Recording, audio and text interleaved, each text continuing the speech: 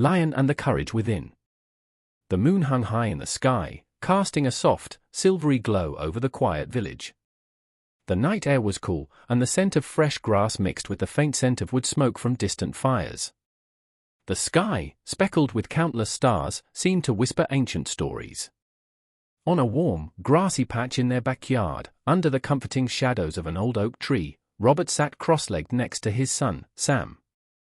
The boy was lying on his back, his small hands clasped behind his head, his eyes wide open as he gazed at the stars.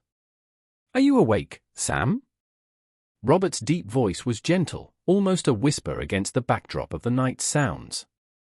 Sam turned his head toward his father, blinking. Just barely," he mumbled with a sleepy grin. "What's the story tonight, Dad?" Robert smiled, the kind of smile that always preceded a tale of adventure and wisdom. "Tonight, I'll tell you about a lion named Hunter." Sam's eyes immediately sparkled. "Hunter? Was he like all the other lions?" "In a way," Robert began, "but Hunter's story is different. You see, Hunter was no ordinary lion." "Why? Was he special?" Sam asked, lifting his head a little, now more interested. "Well," Robert said, his voice becoming more animated, "Hunter had a heart as fierce as any lion's, but he lacked something many lions have, a belief in himself. And it was that very belief he needed to find to become the lion he was meant to be." Sam was intrigued now, propping himself up on his elbows. "What do you mean? How could a lion not believe in himself?" Robert chuckled softly, looking up at the stars for a moment before continuing. "Let me start from the beginning. Hunter was born in the heart of the great savannah, in a pride led by a lion named Rondo, the mightiest of all kings. Rondo was a giant, both in size and strength. All the animals in the land knew his roar, and no one dared challenge him." Sam's eyes widened. Was Hunter scared of him? At first, Hunter wasn't scared of his father, Rondo. In fact, he admired him greatly. But he always felt like he couldn't live up to Rondo's greatness. Rondo was a king, and Hunter, though strong, didn't think he had what it took to be a leader. Sam frowned. "So Hunter didn't want to be king?" Robert shook his head. "Not at first. Hunter wasn't sure what he wanted. He was still young and unsure. But he loved his pride and wanted to prove that he was worthy of their respect." "Did he try to fight like his dad?" Sam asked, his curiosity growing. "That's the thing," Robert continued. "Hunter didn't want to fight like his father. He didn't want to roar the loudest or be the biggest. He wanted something different, a way to show his strength, but without using force. But Rondo, being the great leader he was, didn't understand that." "That sounds tough," Sam said, shaking his head. "So what did Hunter do?" Robert paused for a moment, making sure he had Sam's full attention. "One day, there came a time when Hunter's pride was threatened by another lion, a rogue named Kale. Kale wasn't as large as Rondo, but he was quick, ruthless, and had the loyalty of a fierce group of followers." Sam's heart raced. "What did Kale want?" "Kale wanted to take over the savannah. He challenged Rondo for control of the land, and in turn, the pride. He made it clear that only the strongest lion would rule the savannah." "Did Rondo fight Kale?" Sam asked, almost breathless with anticipation. "Yes, he did," Robert replied, his eyes darkening as he recalled the battle. Rondo fought Kale with all his might, and the ground shook beneath their paws as they clashed. But during the fight, Hunter watched from the sidelines, unsure of what he should do. Sam frowned. "Why didn't Hunter help his dad?"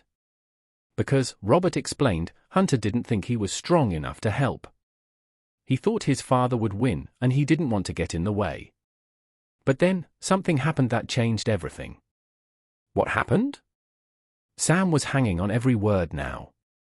Just as the fight reached its peak, Kale made a brutal move. He knocked Rondo to the ground, leaving him vulnerable. For the first time, Rondo was on his back, struggling to rise. Sam gasped. "What did Hunter do then?" "That's when Hunter found his courage," Robert said, his voice filled with pride. Hunter saw his father in danger, and something inside him snapped. He realized that courage wasn't about being the biggest or the strongest, it was about standing up when it mattered most. Did he fight Kale? Sam asked eagerly. Yes, Robert smiled. Hunter didn't hesitate. He leapt into the fray, his heart pounding in his chest. But he didn't fight Kale like his father would have. Instead, Hunter used his speed, his agility, and his wits.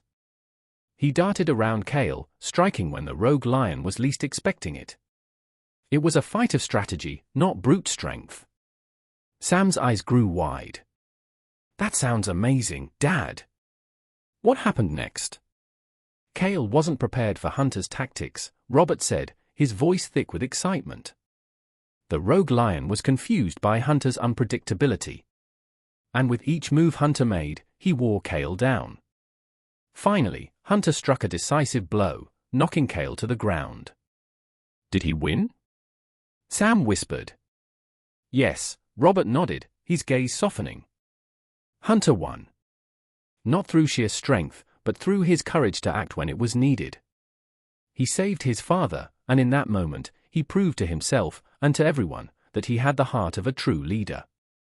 Sam was silent for a long moment, taking in the story. Then, he looked up at his father. But what about Rondo? Did he say anything to Hunter after the fight? Robert's face grew thoughtful. Rondo was proud of Hunter, but more than that, he was amazed. He realized that Hunter's way wasn't about being the biggest or the strongest, it was about having the courage to act when it mattered. After the fight, Rondo told Hunter something that he would remember forever. He said, "You have the courage of a king, Hunter. Not because you can fight, but because you can lead with your heart." Sam smiled, his eyes sleepy but full of admiration. So Hunter became king? In a way, Robert said softly. Hunter didn't take Rondo's place, but he became a leader in his own right. He proved that courage isn't just about fighting. It's about believing in yourself when the world tries to tell you otherwise. He didn't need to roar the loudest, Sam. He needed to find his own voice. Sam was quiet for a moment, the soft sounds of the night surrounding them. Then, he looked up at his father. "I think Hunter's pretty cool." Robert chuckled, brushing a hand through his son's hair. "I think so too, Sam. Remember, you don't have to be the strongest to be brave. You just have to be true to yourself, and when the time comes, do what you know is right." Sam nodded slowly, his eyelids fluttering as he drifted into sleep. "I'll remember that, Dad." Robert sat there for a while, watching the stars twinkle above. The night was peaceful, and his son was at rest, dreaming of lions and courage.